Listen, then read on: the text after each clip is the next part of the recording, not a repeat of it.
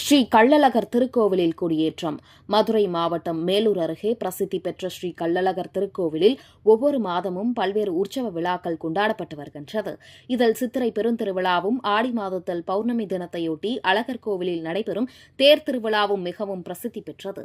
இந்நிலையில் இந்த ஆண்டிற்கான 10 நாட்கள் நடைபெறும் ஆடி பெருந்திருவிழா இன்று ஆகஸ்ட் மாதம் 1ஆம் தேதி கொடியேற்றத்துடன் தொடங்கியது. தொடர்ந்து கொடிமரத்திற்கு சிறப்பு அபிஷேகம் மற்றும் தீபாராதனை காண்பிக்கப்பட்டது.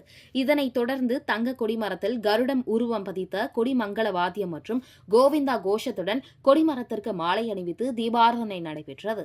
இதில் ஏராளமான பக்தர்கள் கலந்து கொண்டு சுவாமி தரிசனம் செய்தனர்.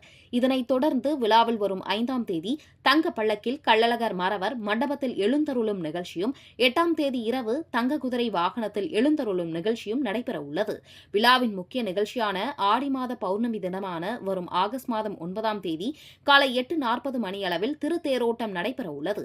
தொடர்ந்து அன்று இரவு 7 மணிக்கு மேல் அழகர் கோவில் காவல் தெய்வமான ஸ்ரீ 18ஆம் படி கருப்பண்ண சுவாமி சன்னதி திருக்கதவுகள் திறக்கப்பட்டு படிப்பூஜையும் தொடர்ந்து சந்தனக்காப்பு நிகழ்ச்சியும் நடைபெற உள்ளது. இதனையடுத்து வரும் ஆகஸ்ட் மாதம் 10ஆம் தேதி உற்சவ சாந்தியுடன் விழா நிறைவடைய உள்ளது.